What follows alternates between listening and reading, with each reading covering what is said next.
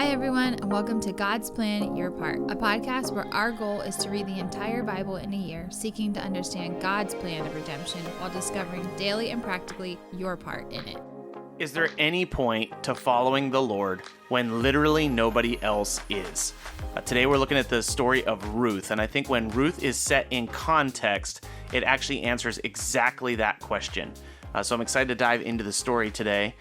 We cover the whole book. It's only 4 chapters, so it's not a lot of reading. Stick around, read it for yourself, or listen to us read it. But Jenny, as we read over Ruth today, what do you want to talk about? Something that's exciting is I finally feel like I have better context for this story. So we were talking a little bit before, well, I guess after we read, and we were saying how this story is so interesting because this is happening at the same time that all the crazy chaos of Judges is going on, where life is not valued very highly. Women, from what we saw in yesterday's episode, are not valued highly. So in that context, Ruth and Naomi are kind of just these women who have no man to guide their family on, and they're just feeling really distraught and kind of lost. So it made so much more sense in the context of not only do they not have anyone with them, but they're also living this really hostile time where they are extremely vulnerable because of just the way that everyone is seeing the world in their own eyes. So this is a really good example of why you should understand the entire Bible. Mm-hmm. You can read Ruth, and you can get a pretty good story. But when you read Ruth, understanding every book that came before it, Ruth becomes very rich and full of history and tradition and theology. Ruth literally, and I don't think I'm overspeaking, Ruth literally jumps off the pages to me now, knowing what we've read in Leviticus, knowing what we've read in Judges, knowing God's design for the people of Israel, where the people of Israel are at, because everyone is doing what's right in their own eyes. Yeah, it feels like there's so much more at stake now. Every move that she and Naomi make is you better watch yourself because you can't even trust anyone anymore. And what is unique about that, kind of with your introduction that you started this episode with, is Boaz is one of those men who is a person that you want to be following in this time. He has extreme character, is caring for the women around him, is caring for Ruth, who he doesn't really even know outside of just her backstory. He doesn't really know much about her at all besides oh, you're taking care of Naomi and that's really cool. Good for you. Come and get whatever you need. Mm-hmm. And also, don't go over to anyone else's fields. Don't go anywhere else because you're not safe. Yeah. So that's pretty cool. Chivalry is not dead. Apparently not. Was not popular, but was not dead. So just to give you a sweeping overview here, Naomi travels to Moab. Her sons get married in Moab. Her sons die. The 2 women are left to decide if they're going to live in Moab or if they're going to go back to Israel.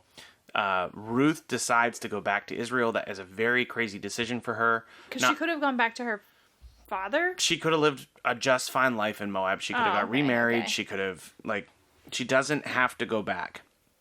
But kind of it's a verse that people quote a lot. Where you go, I'll go. Where you lodge, I'll lodge. Your people will be my people, and your God, my God. So Ruth is proclaiming more than I'll just go back home with you. She's saying I will serve you, I will be with you, and I will follow your God, not my gods. And I wonder if that has a lot to do with her heart for Naomi, knowing that Naomi has absolutely nothing now. Right. Absolutely nothing. So Naomi returns to her city. I believe they're from Bethlehem. Mm-hmm. People know who she is, so they're shocked that all the men in her life are gone. But the first thing that should get our attention, knowing that in the time of the Judges, everybody did what was right in their own eyes and they didn't follow the Lord, the first thing that should get our attention is chapter 2, verse 2.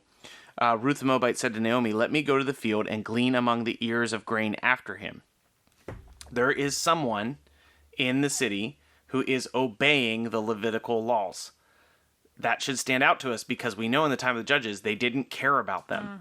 So the first thing we know about Boaz is he is still keeping the law that's laid down in Leviticus 19, where you are supposed to leave the fallen grain on the edges of your field so that poor people can come and eat from that grain.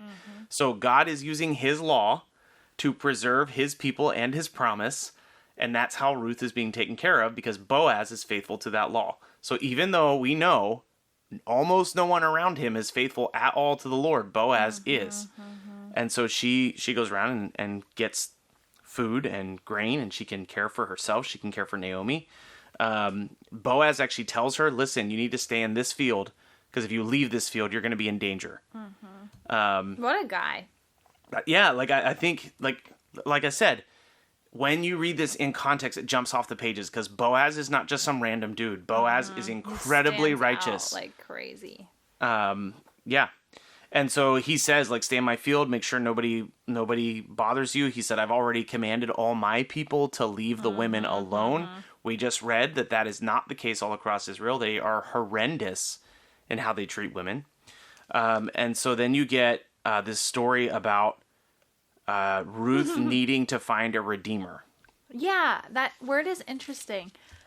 So, like, why that word? Because I feel like it just kind of came up in the story, and I was like, wait, where'd that come from? So at the heart of the story of Ruth is kind of two concepts blended together. The first concept is inheritance staying within the family. That's like, we talked about the daughters of Zelophehad in the past. The whole issue was that their inheritance would not come to their family because they didn't have husbands. Like there weren't sons in their family. Sorry, it wasn't that they didn't have husbands, that there weren't sons in the family. So they changed the law so those daughters would keep the inheritance. Right. When somebody died, it was important that the family kept the inheritance. So that's custom number one. So like if we were in Israel today, like if we died, then our sons would keep the property that we own. So that's part number one. The second part is that if a husband died, the wife of that husband would then be able to be married to that husband's brother, so that man's brother, so that husband who had died would be guaranteed an offspring and like a lineage. But there was none. So this is combining two practices together. Okay, so we move into chapter 3, and in chapter 3, why don't you walk us through, like, what is happening in chapter 3? Well, basically, Naomi says, go and, like, lay at the feet of Boaz, saying this to Ruth, in the night, whatever. So she goes, and the text says that she uncovers his feet, which to me sounds very G-rated, very appropriate for Sunday school, only to realize that that might not necessarily mean what the text says, in that she's not just uncovering his feet. Probably went a little bit further than that, which I guess was some kind of way of marriage proposal back in the day, which seems so strange to me. So this is sort of in the realm of, like, we're not quite sure, but it seems like, based on what we know about customs at that time and culture at that time, it's possible that Ruth uncovered much more than Boaz's feet. More than his knees, even. Which is really interesting. Even if that is not exactly what happened, it's still interesting because here you have a younger woman, it's clear from how she's described, in this area with only Boaz. Boaz is an older guy. He's pretty well off because he has servants and, like, land and all this stuff. It's just him and her. There's no witnesses, nothing. Like, it would be very, very easy for him to take advantage of her. And based on what's happening that we know from Judges, it'd be pretty normal. Like, maybe not quite normal, but not out of the ordinary. Right. And he doesn't. So what he does is he sees her and he's like, whoa, listen, I'm actually not your redeemer. So we need to go talk to the person who is your redeemer. So there is actual process to how all this is done. And he knows that there's actually somebody ahead of him in the line of who is supposed to have first rights to property and marriage.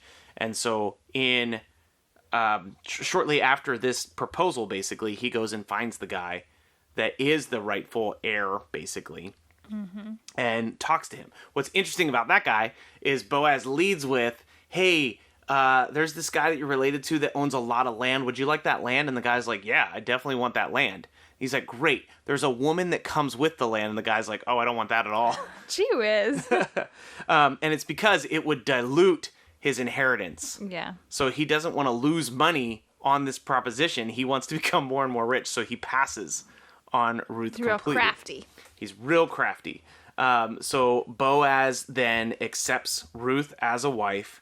The inheritance stuff is all worked out.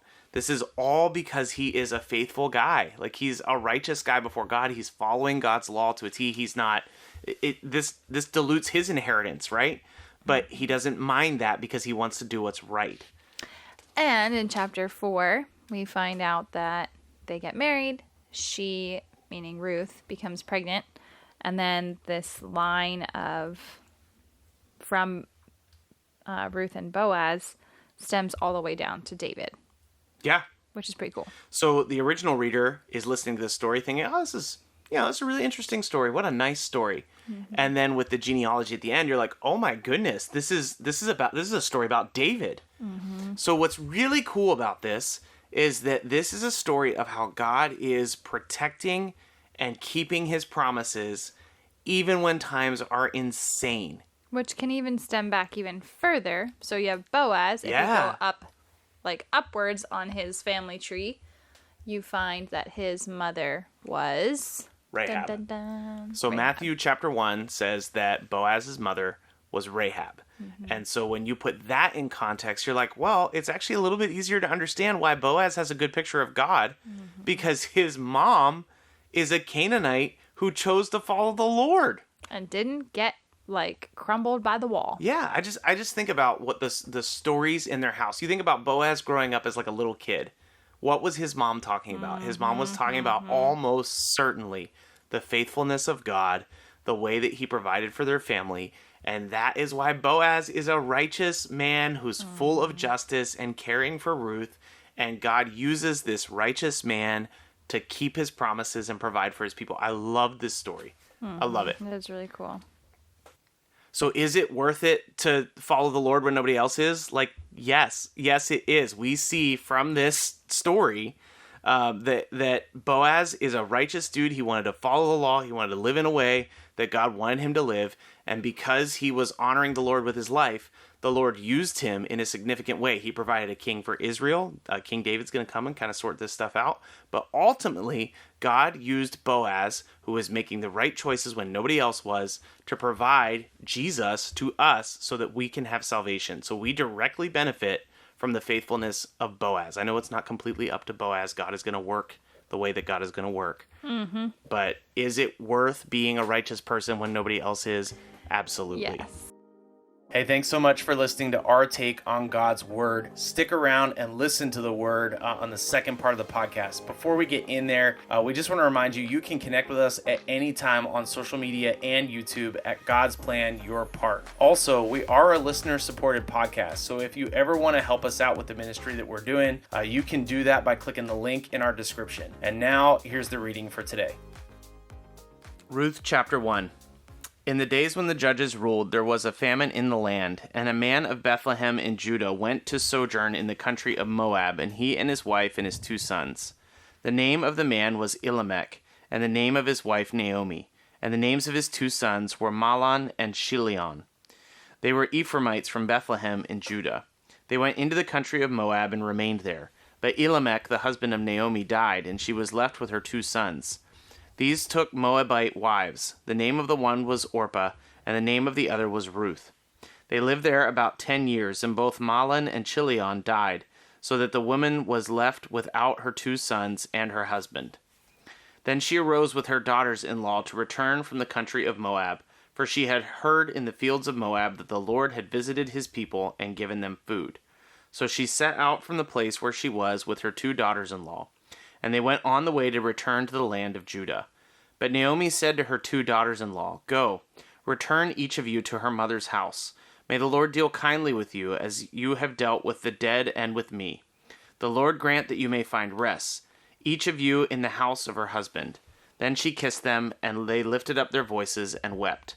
And they said to her, No, we will return with you to your people. But Naomi said, "Turn back, my daughters.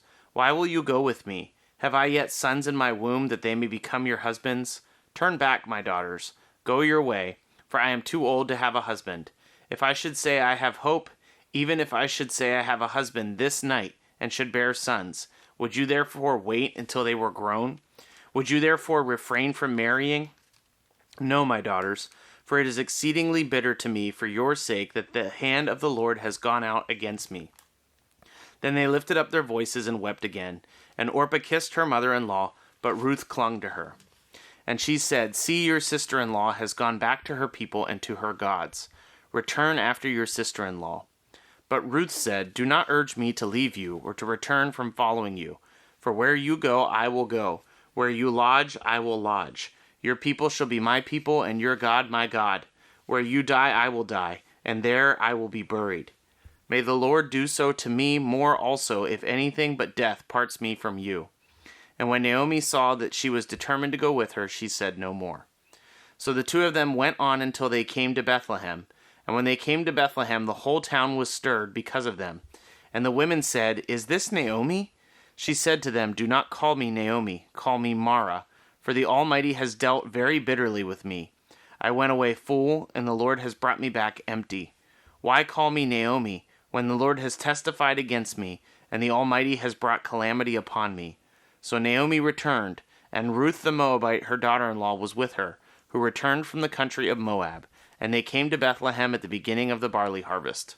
Now Naomi had a relative of her husband's, a worthy man of the clan of Elimelech, whose name was Boaz. And Ruth the Moabite said to Naomi, "Let me go out to the field and glean among the ears of grain after him, in whose sight I shall find favor." And she said to her, "Go, my daughter." So she set out and went and gleaned in the field after the reapers, and she happened to come to the part of the field belonging to Boaz, who was of the clan of Elimelech. And behold, Boaz came from Bethlehem. And he said to the reapers, "The Lord be with you." And they answered, "The Lord bless you." Then Boaz said to his young man who was in charge of the reapers, "Whose young woman is this?" And the servant who was in charge of the reapers answered, "She is the young Moabite woman, who came back with Naomi from the country of Moab. She said, 'Please let me glean and gather from among the sheaves after the reapers.' So she came, and she has continued from early morning until now, except for a short rest." Then Boaz said to Ruth, "Now listen, my daughter, do not go and glean in another field, or leave this one, but keep close to my young women. Let your eyes be on the field that they are reaping, and go after them. Have I not charged the young men not to touch you? And when you are thirsty, go to the vessels, and drink what the young men have drawn." Then she fell on her face, bowing to the ground, and said to him, "Why have I found favor in your eyes, that you should take notice of me, since I am a foreigner?" But Boaz answered her, "All that you have done for your mother-in-law since the death of your husband has been fully told to me, and how you left your father and mother and your native land and came to a people that you did not know before. The Lord repay you for what you have done, and a full reward be given to you by the Lord, the God of Israel, under whose wings you have come to take refuge." Then she said, "I have found favor in your eyes, my lord, for you have comforted me and spoken kindly to your servant, though I am not one of your servants." And at mealtime, Boaz said to her, "Come here and eat some bread, and dip your morsel in the wine." So she sat beside the reapers, and he passed her roasted grain. And she ate until she was satisfied, and she had some left over. When she rose to glean, Boaz instructed his young men, saying, "Let her glean even among the sheaves, and do not reproach her. And also, put out some from the bundles for her, and leave it for her to glean, and do not rebuke her." So she gleaned it from the field until evening. Then she beat out what she had gleaned, and it was about an ephah of barley. And she took it up and went into the city. Her mother-in-law saw what she had gleaned. So she brought out and gave her what food she had left over after being satisfied. And her mother-in-law said to her, "Where did you glean today? And where have you worked? Blessed be the man who took notice of you." So she told her mother-in-law with whom she had worked, and said, "The man's name with whom I worked today is Boaz." And Naomi said to her daughter-in-law, he be blessed by the Lord, whose kindness has not forsaken the living or the dead." Naomi also said to her, The man is a close relative of ours, one of our redeemers. And Ruth the Moabite said, Besides, he said to me, You shall keep close by my young men until they have all finished all my harvest. And Naomi said to Ruth, her daughter-in-law, It is good, my daughter, that you go out with this young woman, lest in another field you be assaulted. So she kept close to the young woman of Boaz, gleaning until the end of the barley and the wheat harvests, and she lived with her mother-in-law. Then Naomi, her mother-in-law, said to her, My daughter, should I not seek rest for you, that it may be well with you? Is not Boaz our relative, with whose young women you were? See, he is winnowing barley tonight at the threshing floor. Wash therefore and anoint yourself, and put on your cloak and go down to the threshing floor. But do not make yourself known to the man until he has finished eating and drinking. But when he lies down, observe the place where he lies.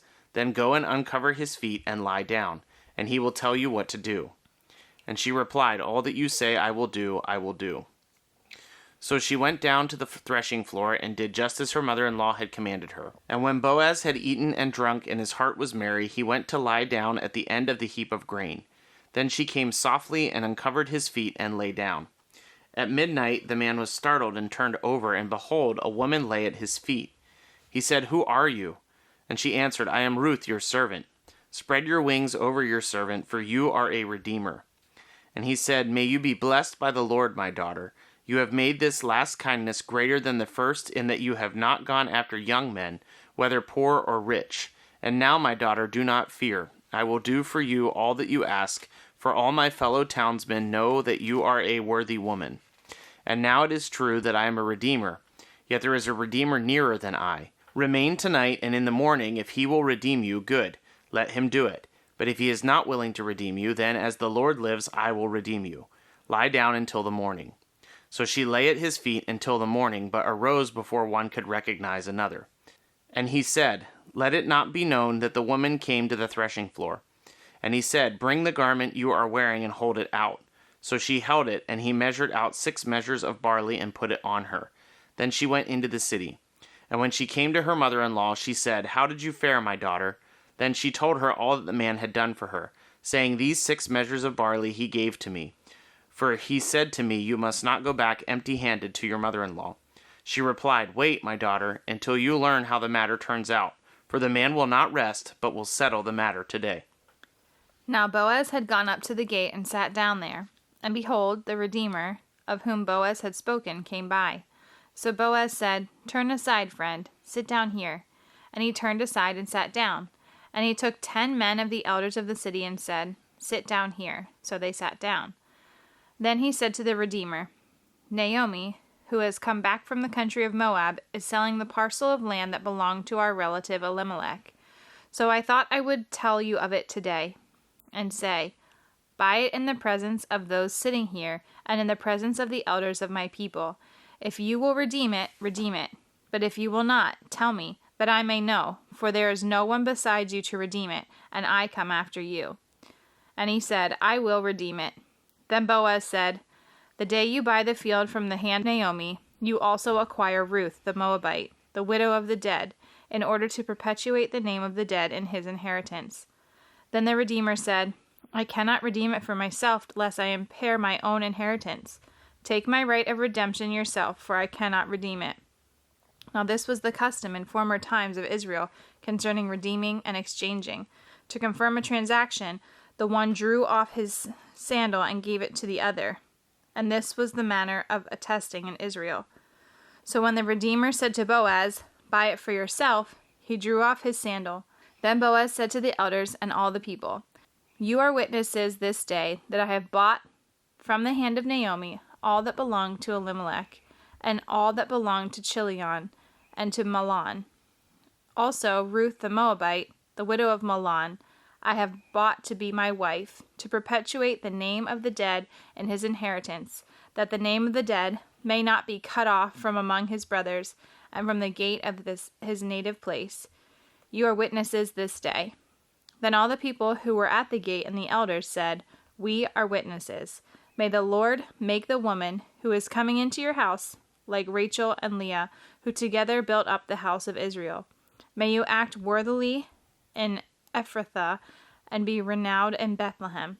And your house be like the house of Perez, whom Tamar bore to Judah, because of the offspring that the Lord will give you by this young woman. So Boaz took Ruth, and she became his wife. And he went into her, and the Lord gave her conception, and she bore a son. Then the woman said to Naomi, Blessed be the Lord, who has not left you this day without a redeemer, and may his name be renowned in Israel. He shall be to you a restorer of life, and a nourisher of your old age. For your daughter-in-law, who loves you, who is more to you than 7 sons, has given birth to him. Then Naomi took the child, and laid him on her lap, and became his nurse. And the women of the neighborhood gave him a name, saying, A son has been born to Naomi. They named him Obed. He was the father of Jesse, the father of David. Now these are the generations of Perez. Perez fathered Hezron. Hezron fathered Ram. Ram fathered Amminadab. Amminadab fathered Nahshon. Nahshon fathered Salmon. Salmon fathered Boaz. Boaz fathered Obed. Obed fathered Jesse, and Jesse fathered David. Thanks so much for listening to God's Plan, Your Part. If anything stuck out to you, if you have any questions, or if you'd like to receive a Bible, you can email us at godsplanyourpart@gmail.com. Also, if you're enjoying the podcast, please consider supporting us through the link in our description. We love that you're on this journey with us, and we hope you have a great day. See you tomorrow.